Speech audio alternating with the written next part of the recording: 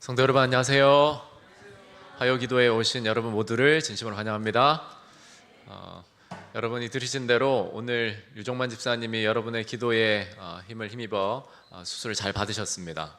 아마 경과도 좋게 나오리라 생각하고 또 앞으로의 회복 과정에 있어서도 집사님이 긍정적인 마음으로 이렇게 잘 해내시리라 믿습니다.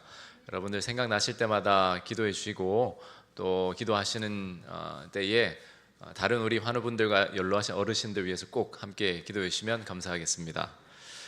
오늘 우리 함께 인사하고 시작하겠습니다. 옆 사람과 손 잡고 하늘까지 함께 갑시다. 네, 우리 하늘까지 함께 갑시다. 네, 손이 안 닿으면 손을 흔들어 주세요. 네, 감사합니다. 네, 우리 먼저 본문 말씀 먼저 보시겠습니다. 잠시만요. 누가복음 13장 1절에서 9절 말씀을 보시겠습니다.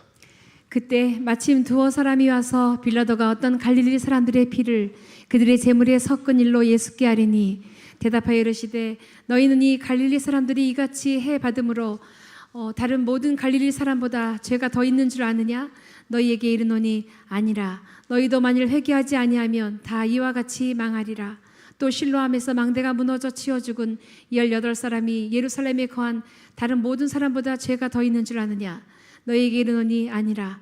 너희도 만일 회개하지 아니하면 다 이와 같이 망하리라. 아멘. 조금만 더 읽어주십시오. 이에 비유로 말씀하시되 한 사람이 포도원에 무화과 나무를 심은 것이 있더니 와서 그 열매를 구하였으나 얻지 못한지라. 포도원 지기에게 이르되 내가 3년을 와서 이 무화과 나무에서 열매를 구하되 얻지 못하니 찍어버리라. 어찌 땅만 버리게 하겠느냐? 대답하여 이르되 주인이여 금년에도 그대로 두소서. 내가 두릅하고 거름을 줄이니 이후에 만일 열매가 열면 좋거니와 그렇지 않으면 찍어버리소서 하였다 하시니라. 아멘. 혹시 궁금해하시는 분들을 위해서 원래 이제 요단강 프로젝트를 다시 시작한 타이밍인데 그 주제의 연속성을 좀 생각해서 일정을 제가 좀 보고 있습니다. 그래서 짧은 기간 동안은 우리 본문 말씀의 설교를 두세 번 이렇게 하게 될 것 같습니다. 최근 국내외적으로 마음 무거운 소식들이 끊이질 않고 있습니다. 중동의 비극적인 전쟁이 여전히 펼쳐지고 있고 그 전쟁 가운데 많은 희생자가 발생하고 있다는 사실은 여러분이 더 잘 아실 겁니다. 그리고 불과 며칠 전 발생한 대전 화재 사고로 우리의 마음이 참 슬프고 무거워지는 한 주였습니다. 또 어제였죠. 영덕 풍력발전소에서도 화재가 나서 사람이 3명이나 죽게 되었다라는 그런 비극적인 뉴스를 접하게 됐습니다. 이런 뉴스들을 보면서 참 마음이 무거워져요. 잘 아는 사람이 아니더라도 이러한 사람 생명이 정말 인생이 아무것도 아니구나 이런 생각을 하게 될 만큼 허무함을 느끼고 참 당혹스러움을 느끼는 뉴스들입니다. 이런 소식들을 접할 때 그리스도인으로서 여러분은 어떤 생각을 하고 무엇을 느끼십니까? 여러분은 하나님께서 하나님 백성인 여러분을 지키고 돌보신다는 사실을 믿으세요? 그 사실을 정말 확신하고 사십니까? 천사들로 지키시고 돌보신다는 사실. 세상에 이토록 재난과 사고가 빈번하지만 오늘 내가 이렇게 살아갈 수 있는 것, 어쩌면 상대적으로 안전하게 사는 것이 하나님께서 그분의 천사들로 나를 특별히 보호하시기 때문이라고 믿으십니까? 제가 2024년 2년 전쯤이죠. 교통사고가 한번 났었습니다. 화폐의 볼일을 보고 돌아오는 길에 거의 이제 심어하던 교회에 다 도착하는 그 지점을 두고 이제 터널이 있어요. 정계 터널인지 그 터널을 이제 가고 있는데 앞에 이게 승용차가 트렁크가 이렇게 열려 있고 옆쪽 공간에서 막 어떤 사람이 이렇게 전화를 막 하고 있어요. 차가 멈춰 있습니다. 차가 굉장히 빨리 달리는 터널이었는데 급하게 제가 멈춰 섰어요. 왜냐하면 양쪽으로도 차가 빨리 지나고 있었기 때문에 갑자기 차선을 변경하는 게 위험했기 때문입니다. 그래서 굉장히 아슬아슬하게 멈춰 섰어요.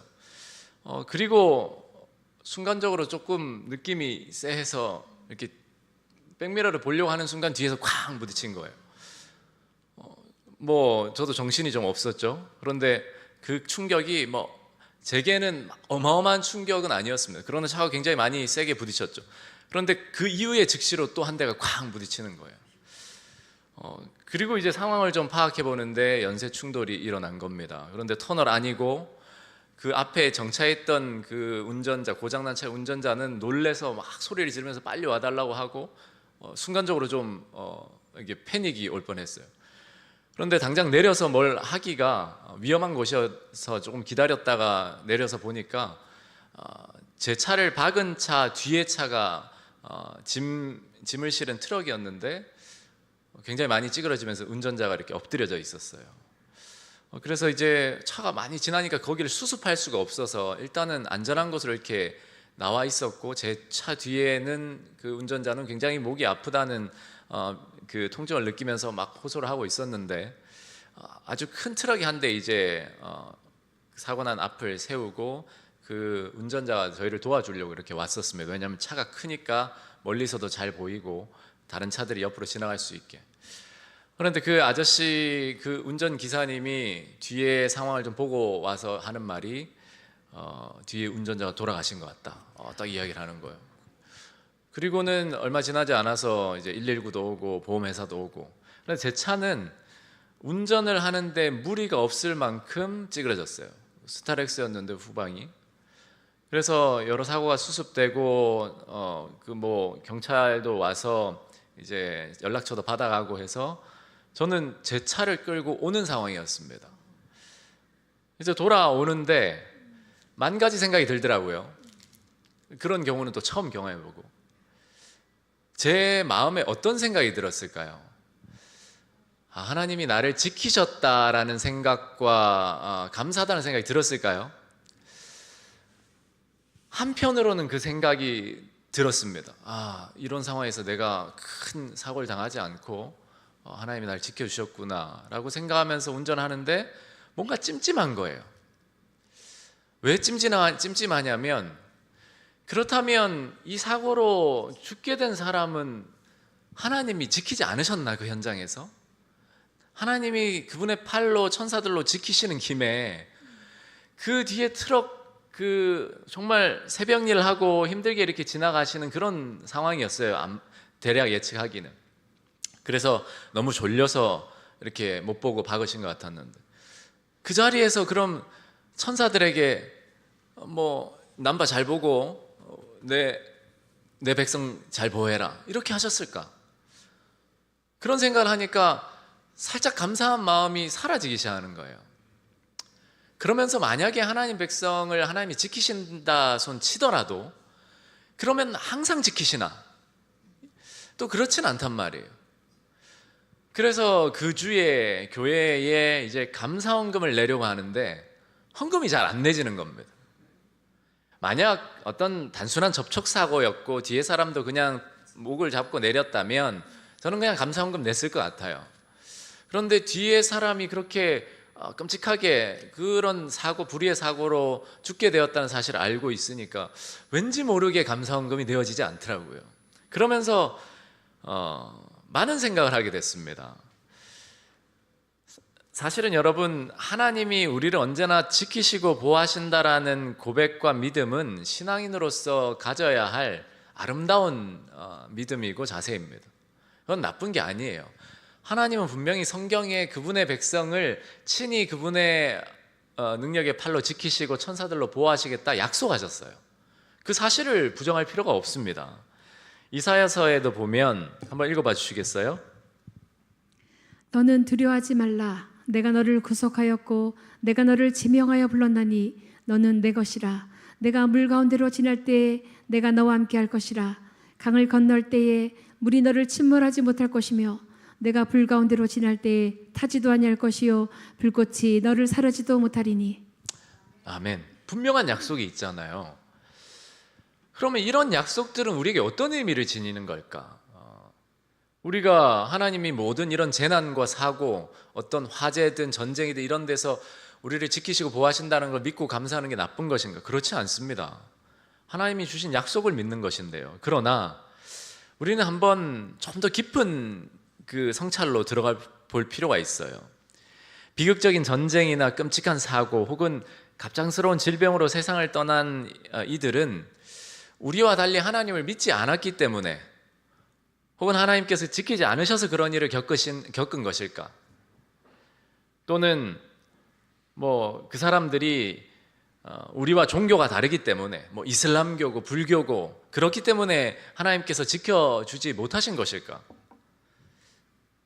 만약 하나님이 그분의 백성을 지키신다, 100% 지키신다라는 이러한 논리로만 신앙을 이해하면 우리는 딜레마에 빠져요.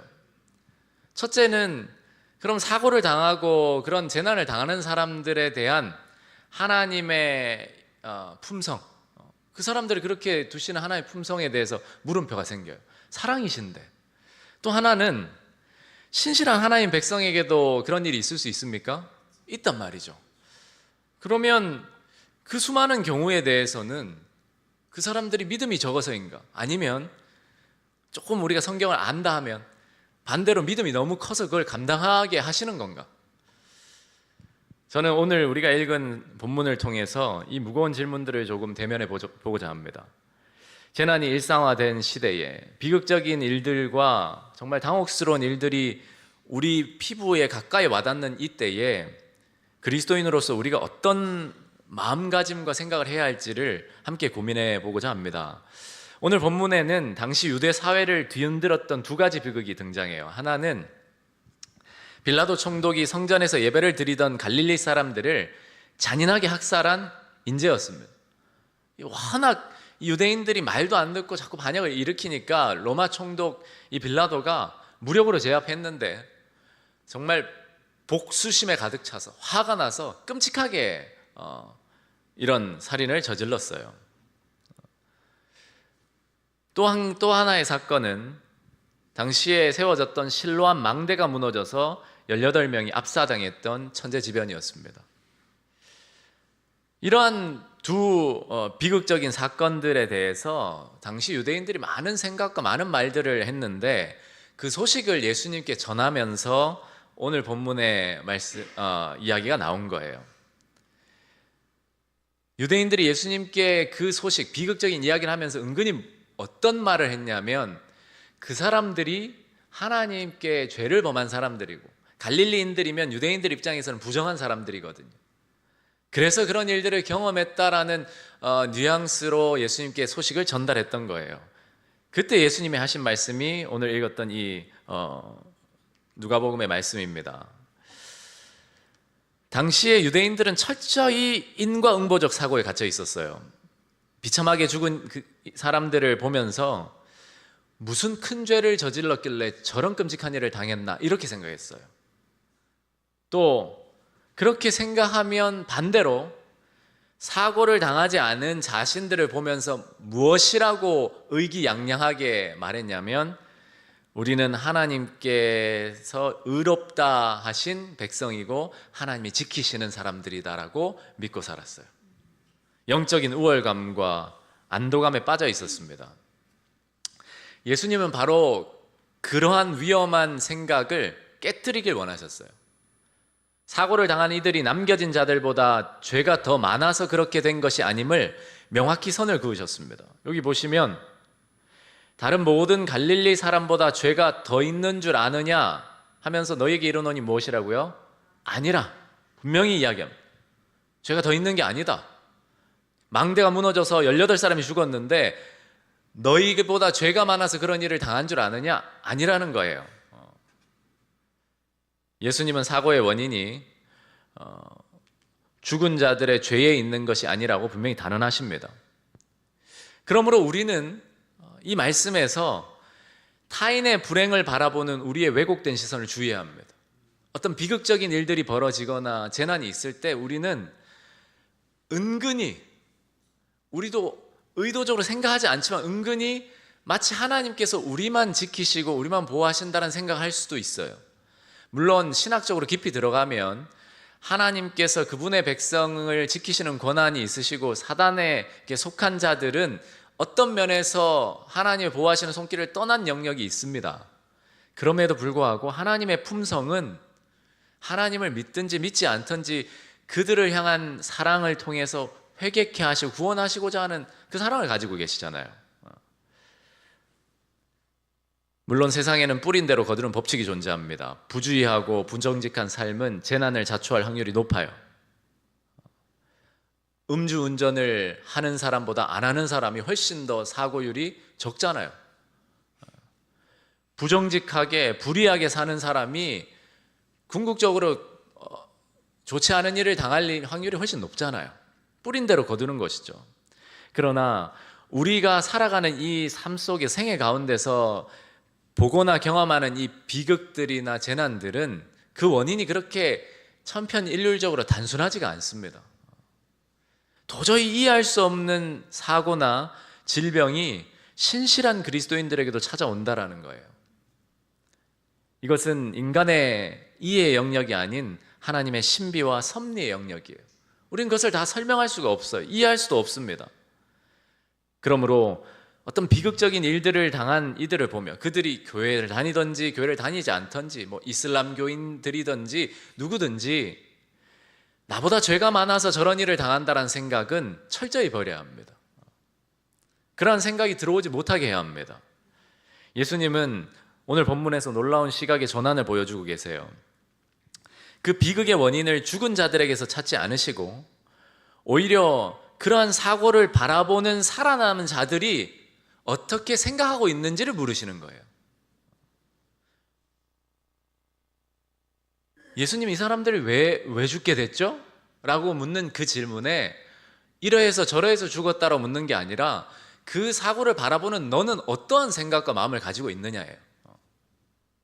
타인의 불행을 보면서 나는 괜찮다라고 안심할 것이 아니라 예수님의 말씀을 보면 그 사건을 통해서 자기 자신을 성찰하고 하나님 앞에 바로 서는 회개의 기회로 삼으라고 말씀하고 계세요.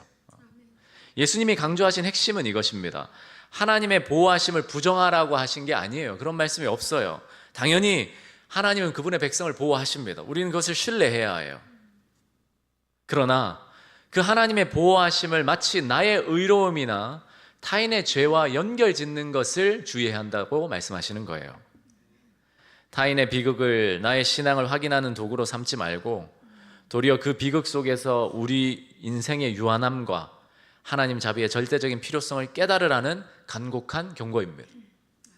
여러분, 그 이란에 그 초등학교에 많은 어린이들이 죽게 됐잖아요. 그 어린이들이 무슨 잘못을 했겠습니까? 서로 그냥 티격태격 싸우는 그런 뭐 어린이들 그런 싸움 말고 무슨 잘못을 했겠어요? 그런데 그런 일들을 당하는 것, 그 부모들, 그 고통스러운 일들, 이슬람 교도들이든 뭐 예수님을 믿는 사람을 핍박하는 사람들이었든 어쨌든 그 상황 속에서 우리가 무엇을 느껴야 하냐 하는 것이죠. 예수님은 우리 자신을 성찰하고 결과적으로 인생의 유한함과 허무함을 느끼면 내가 오늘을 어떻게 살아야 할지를 생각하면서 하나님 앞과의 관계를 점검하라는 거예요. 여러분, 화재 사건도 있었고 뭐 전쟁도 있고 여러 가지 어려운 일들이 뉴스가 흘러나올 때 예수님이 우리에게 던지시는 질문은 그겁니다. 이런 일들이 왜 있는지 뭐 어떤 연유인지 그런 것이 아니라 너는 오늘을 어떻게 살아가고 있냐? 너는 이런 사건들을 보면서 무슨 생각을 하고 있냐? 여러분, 뉴스를 보실 때 그 수많은 사건과 사고들을 보면서 여러분은 하나님과의 관계의 중요성을 되돌아보고 계십니까? 오늘 하나님과의 관계의 상태를 점검하고 계십니까? 예수님은 이러한 유대인들에게 이러한 책망을 하시면서 이어서 한 가지 비유를 말씀하십니다. 그것이 바로 오늘 우리가 읽은 포도원에 심긴 열매 없는 무화과나무 이야기입니다. 이 비유는 우리가 처한 영적 실상을 비유적으로 나타내 보여주는 이야기인데요. 본문의 무화과나무는 최상의 조건인 포도원에 심겼어요. 주인은 마땅히 열매를 기대하면서 3년을 기다렸습니다. 하지만 나무는 잎사귀만 무성할 뿐 단 하나의 열매도 맺지 못했어요. 여기서 이제 3년이라는 것은 예수님의 공생의 가운데 유대인들에게 나타내셨던 그 은혜의 기간과도 같아요. 그런데 유대인들이 예수님을 영접하지 않았다라는 그 비유적인 거겠죠. 공의로운 주인 입장에서 볼 때 이 나무는 땅의 자양분만 낭비하는 백해무익한 존재였어요. 그래서 주인이 명령하죠. 찍어버려라. 어찌 땅만 버리게 하겠느냐. 비록 이 비유는 그 당시에 유대인들을 향한 예수님의 말씀이었지만 우리를 향한 말씀이기도 하잖아요. 여러분, 열매 없이 포도원, 그 최상의 조건을 갖춘 포도원의 자리만 잡고 심겨져 있는 그 열매 없는 무화과 나무의 모습이 혹 우리의 모습은 아닌지를 살펴볼 필요가 있습니다. 하나님은 우리에게 생명을 주시고 날마다 은혜의 담비를 내리시고 무엇보다 우리로 하여금 예수님을 따라 살아갈 수 있는 능력과 은혜와 모든 지혜가 되시는 보혜사 성령을 허락하셨어요. 그런데 정작 우리의 삶에는 성령의 열매가 맺어지지 않고 사랑과 의의 열매보다는 자기중심적인 어떤 욕망과 교만에 잎사귀만 무성할 때가 혹 있진 않는지, 어쩌면 하나님의 말씀은 찍어버리라, 어찌 땅만 버리게 하겠느냐라고 우리를 향해서 선포하고 있는지도 모릅니다. 그런데 여기서 반전이 일어나죠. 어떤 반전이죠? 주인이 찍어버리라고 했을 때 포도원 지기가 그 앞을 가로막고 서서 간청을 하죠. 대답하여 이르되 주인이여 금년에도 그대로 두소서. 내가 두릅하고 거름을 주리니. 여러분, 시들시들한 나무 식물 거름 줘 보셨나요? 저도 이전 교회에서 텃밭을 좀 얻어서 1년 농사를 지어봤는데 잘 안 되더라고요. 그런데 거름을 줄 때 이렇게 주위를 이렇게 요즘 거름에 따라 다르지만 이렇게 주고 하니까 얼마나 잘 자라는지. 이 포도원지기가 찍어버리라, 땅 낭비하게 하지 말라라는 주인에게 사정을 하는 거예요. 제발 올 한 해만 좀 남겨둬 보십시오. 내가 어떻게든 살려보겠습니다. 어떻게든 열매 맺게 해보겠습니다. 여러분, 이 포도원지기가 누굴까요? 예수님이십니다. 예수님이 우리를 향해서 이렇게 중보하고 계십니다.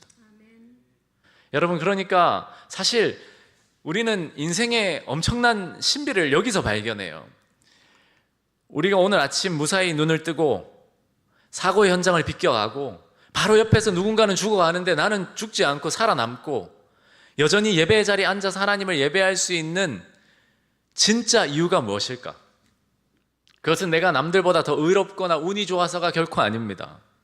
바로 우리의 영혼의 포도원지기 되시는 예수님께서 하나님의 공의로운 심판 앞에 서서 우리를 온몸으로 막아주고 계시기 때문입니다. 조금만 더 참아주십시오. 사실 하나님의 공의의 눈으로 볼 때는 믿지 않는 자나 믿는 자나 별반 다를 것 없이 무익한 존재로 살아가고 있을 수 있잖아요. 그러나 예수님이 금년에만 내가 어떻게든 열매 맺게 해보겠습니다. 예수님은 여기서 단순히 조금 더 참아달라고 시간만 벌어주시는 분이 아니에요. 아우, 이거 귀찮은데 그냥 1년 더 보고 안 맺으면 그냥 빼버리겠습니다 한 분이 아니에요. 내가 두릅하고 거름을 주겠다라고 본인이 약속을 합니다. 그분의 땀과 눈물, 그리고 그분께서 십자가에서 흘리신 보혈이라는 가장 고귀한 거름을 우리의 삶에 뿌리시고 우리가 다시 살아나기를 위해 노력하고 계신다는 겁니다.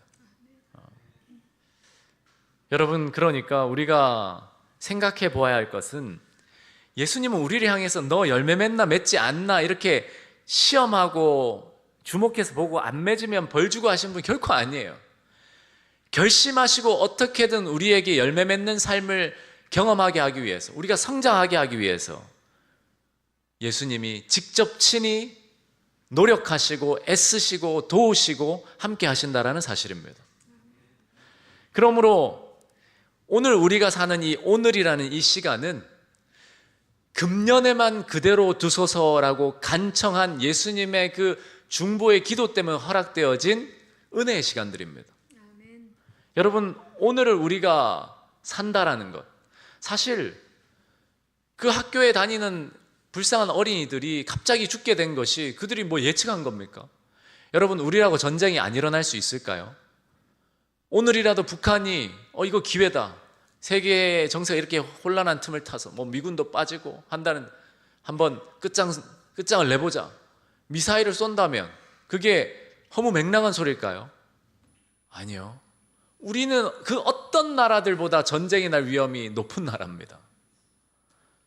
여러분, 오늘 뭐 포탄이, 미사일이 떨어진다 생각해 보세요.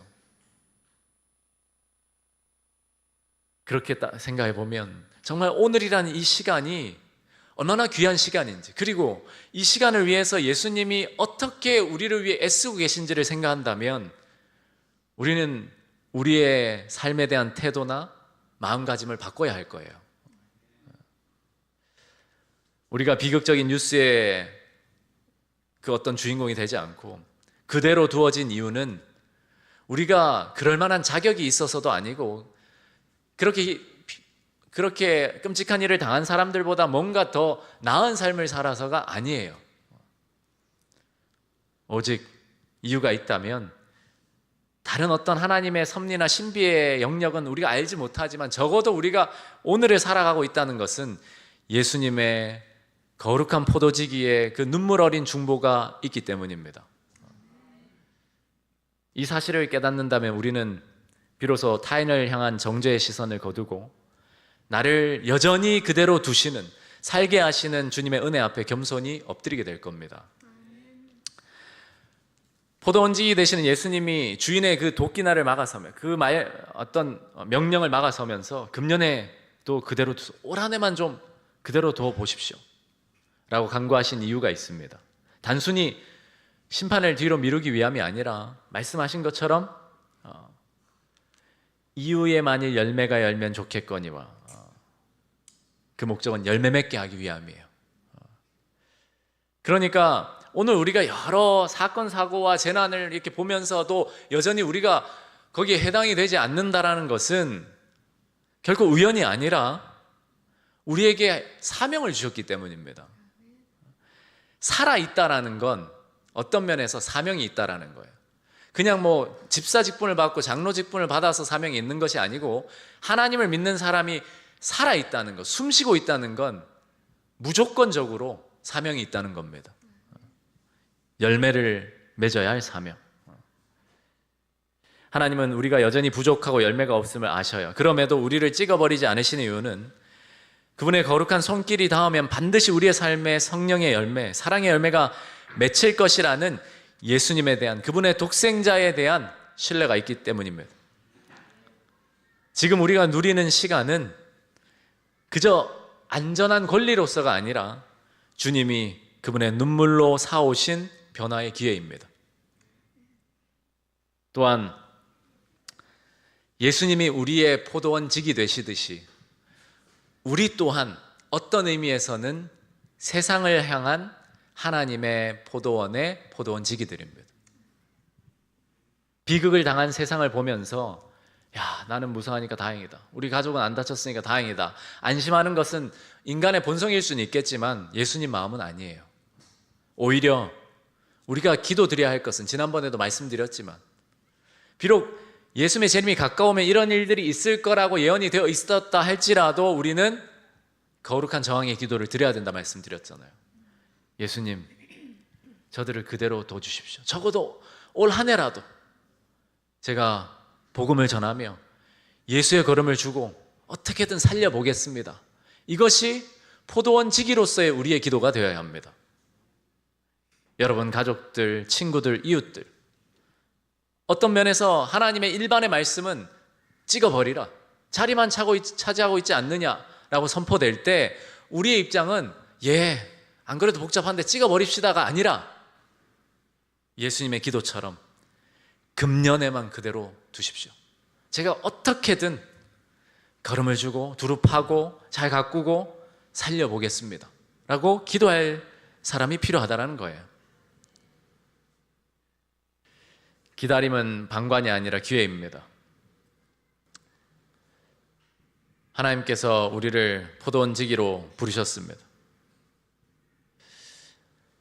제가 부발교회 이전 교회에서 텃밭을 하나 이렇게 전체는 아니고 한 줄이라 하나요, 고랑이라 하나요?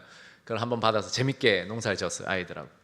근데 뭐 잘 모르니까 시키는 대로 그냥 쿡쿡 찔러서 고구마도 찔러 넣고 뭐 토마토 심고 간격이 뭐 어디 있습니까? 그냥 막 자라게 하면 신기한 건 분명히 풀이 무성했는데 어느 날 가보면 풀이 없어요. 교회 집사님이 다 뽑아주시고 뭐 그런 농사를 졌어요. 근데 토마토 하나가 자라긴 자라는데 제대로 열매가 안 달리는 거예요. 그래서 제가 제 아내한테 이거 그냥 뽑아버리자. 뭐 다 제대로 달리지도 않고 보기도 싫고. 그때 제 아내가 포도원지기의 정신으로 한 말인지 모르겠는데 그냥 둬봐요. 열리지 않을까라고 하는 거예요. 그리고 뭐 한 주, 두 주가 지나서 어느 날 가봤더니 그 토마토에 아주 생글생글 토마토가 열린 거예요. 여러분, 정말로 여러분과 제가 포도원지기로서 어떠한 삶을 살고 있는지를 한번 돌아보면 좋겠습니다. 그리고 우리의 포도원지기 되시는 예수님이 우리를 향해 어떻게 일하고 계신지를 우리가 생각하면 좋겠습니다. 예수님의 품성을 이렇게 성경은 이야기합니다. 한번 읽어봐 주실까요? 그는 다투지도 아니하며 들레지도 아니하리니 아무도 길에서 그 소리를 듣지 못하리라. 상한 갈대를 꺾지 아니하며 꺼져가는 심지를 끄지 아니하기를 심판하여 이길 때까지 하리니. 네, 상한 갈대를 꺾지 아니하고 꺼져가는 심지를 끄지 아니하시는 분이래요. 우리 생각엔 그냥 빨리 뽑아버려야 다른 거라도 심지 생각하는데도 그냥 두신다라는 거예요. 왜 그럴까? 어떻게든 살려서 열매 맺게 하시려고. 여러분, 우리 교회에 교회 생활하다 보면 정말 관계적으로 힘들 때가 있어요. 그럼에도 포도원지기가 지금 어떠한 정신으로 일하고 있는지를 생각하면 우리가 어떠한 마음을 가져야 할지를 생각하게 됩니다. 사실은 맞죠. 하나님께서도 뽑아버려라. 자리만 차지하지 않냐. 그게 맞는 말이에요. 세상의 이치입니다. 그런데도 포도원지기는 그 이치를 넘어선 거룩한 사랑으로 바라보신다는 거예요. 어떻게든 살려보겠습니다. 여러분, 우리가 그러한 포도원지기에 예수님을 믿고 살아간다는 건 정말 감사한 일 아닙니까? 사도 베드로는 주의 약속이 어떤 일에 더디다고 생각하는 것 같이 더딘 것이 아니라고 이야기했어요. 그러면서 예수님은 너희에 대하여 오래 참으사 아무도 멸망하지 아니하고 다 회개하기에 이르기를 원하시느니라. 여러분, 그러니까 예수님 오신다고 했는데 왜 안 오시냐 이거. 빨리 오시면 좋겠다. 맨날 오신다 했다가 안 오시고 오신다 했다가 안 오시고. 이렇게 볼 것이 아니라 왜 이렇게 재림이 지체된다고요? 금년에만 그대로 두소서. 어떻게든 이 한 나무 살려보겠습니다. 중보하고 계시고 제발 금년에만 올 한 해만 다시 기회를 주십시오. 이 영혼도 살려야 하지 않겠습니까? 그런데 우리는 그 포도원지기가 그러고 있는 동안 어떻게 사냐 이거죠. 빨리 끝나버렸으면 좋겠다. 물론 그것도 좋습니다. 빨리 오시는 게 좋죠. 그럼에도 우리도 그 예수님의 기도에 함께 동참해야 되지 않겠습니까? 비극적인 사건과 사고, 전쟁과 재난 뉴스들을 보면서 가슴을 쓸어내리는 데서 멈추지 마십시오. 대신 먼저 나 자신을 향한 하나님의 그 간절한 기다림과 노력을 기억하시고 감사하시기 바랍니다. 그리고 그 마음을 우리에게도 주셔서 우리도 하나님의 거룩한 포도원지기가 해달라고 기도해야 합니다. 앞서 예화를 든 것처럼 감사헌금을 냈어야 하나. 저는 이제는 그런 상황이라도 감사헌금을 냅니다. 내가 해요. 하나님 우리를 지켜주시니까. 그러나 그 감사헌금을 낼 때에 우리의 정신이 어떠한 정신이어야 하는가? 금년에만 그대로 두소서. 어떻게든 주님이 저를 이렇게 살려주신 것처럼 그 영혼들을 살리는데 제가 주님의 손과 발이 되겠습니다. 그렇게 결심하는 거예요. 하나님은 사고를 당한 그 사람, 희생당한 그 사람들도 똑같이 사랑하십니다. 다만 내가 여전히 살아있는 것은 누구보다 잘나고 의로워서가 아니라 하나님이 나에게 아직 하실 말씀이 있고 그분이 나를 통해 맺길 원하시는 열매가 남아있기 때문입니다. 그러니 살아있는 현재의 삶에 감사하는 동시에 나의 의로움이 있는 것 마냥 교만하거나 자랑하지 말고 오히려 하나님의 말할 수 없는 자비에 우리 함께 엎드리면 좋겠습니다. 그리고 이렇게 기도하는 거죠. 예수님, 정말 찍혀 버려져 마땅한 저를 그대로 올해도 오늘도 두어주셔서 감사합니다. 오늘 주신 이 생명의 기회를 낭비하지 않고 주님이 기뻐하시는 사랑의 열매를 맺으며 살아가겠습니다. 그리고 주님처럼 저도 그러한 포도원지기로 살 수 있도록 도와주십시오. 여전히 나와 내 가족과 내 이웃을 그대로 두신 하나님의 은혜와 긍휼을 생각하며 그 사랑에 응답하고 하루하루 최고의 감사와 정성으로 예수님을 섬기며 살아가는 우리 모든 새천사 가족들 되시기를 예수님 이름으로 축원합니다. 오늘 우리 이 시간에 합심하여 기도하는 시간을 잠깐 갖겠습니다. 유종만 집사님의 치료와 회복을 위해서 우리 함께 지속적으로 기도하겠습니다. 우리 교회 가마력 사업을 위해서 기도해 주시기 바랍니다. 모닝글로리 사업, 또 내일 있는 맘스 재봉교 스튜디오, 그리고 리커버리 러닝, 그 외에 여러 가마력 사업들이 전도의 문이 될 수 있도록, 영혼들이 하나님께로 나오는 길이 될 수 있도록 함께 기도해 주시기 바랍니다. 그리고 지금 한창 준비하고 진행 중인 인천 지역 학생 선교사 훈련센터 사역을 위해서 함께 기도해 주시고, 우리 교회 어르신들과 한우들의 건강, 교우사업체, 또 국내외 선교사들, 세계 곳곳에 벌어진 전쟁의 빠른 종식, 우리가 시간이 허락하는 시간 속에서 기도하도록 하겠습니다. 약 5분 동안 기도해 주시고 5분 뒤에 제가 음악을 끄도록 하겠습니다.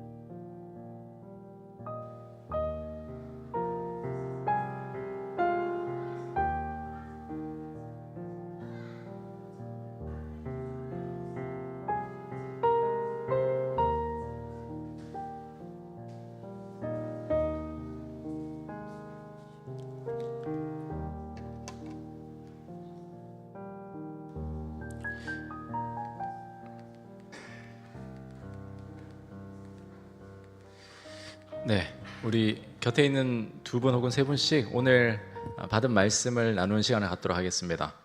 따로 질문을 준비하지 않았습니다. 여러분 오늘 받은 말씀을 여러분 느끼신 것과 또 결심하신 것들을 간단히 나눠주시면 감사하겠습니다.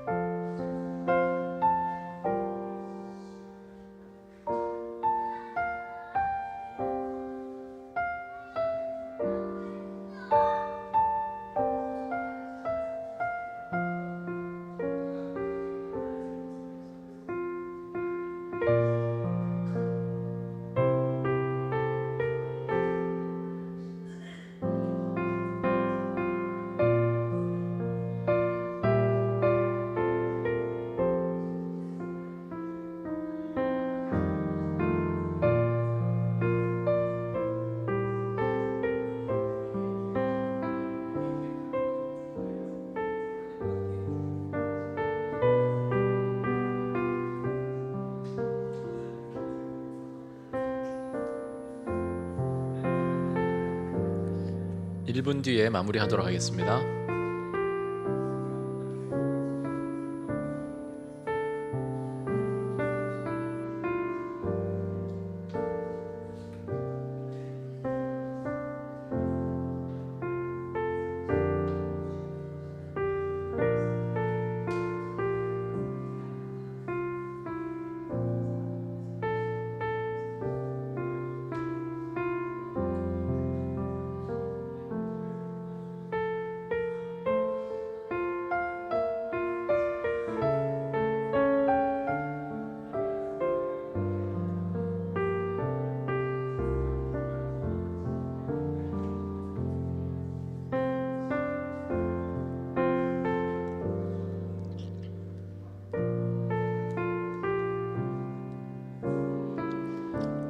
네, 우리 마무리 할까요?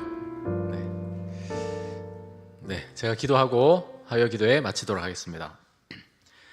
하나님 아버지, 우리의 연약함과 부족함과 죄에도 불구하고 여전히 우리를 그대로 두시는 하나님의 은혜와 긍휼에 감사드립니다. 그리고 그러한 은혜를 늘 우리에게 베푸시고자 하늘에서 우리를 위해 중보하시는 예수님을 주셔서 감사합니다. 거룩한 포도원지기 되시는 예수님의 그 사랑을 의지하여 우리 또한 우리의 삶을 돌아보고 열매 맺는 삶을 위하여 주님께 나아가고자 합니다. 우리를 받아주시고 우리의 삶에 열매 맺게 하시겠다라는 예수님의 그 거룩한 뜻이 우리의 삶 속에서 성취될 수 있게 은혜를 베풀어 주시옵소서. 또한 하나님 나라의 포도원지기로서 우리 가족과 이웃과 세상을 향하여 우리 또한 예수님처럼 기도하고 예수님처럼 일할 수 있는 거룩한 사명자의 삶 살도록 우리를 붙들어 주시기를 예수님 이름으로 기도합니다. 아멘.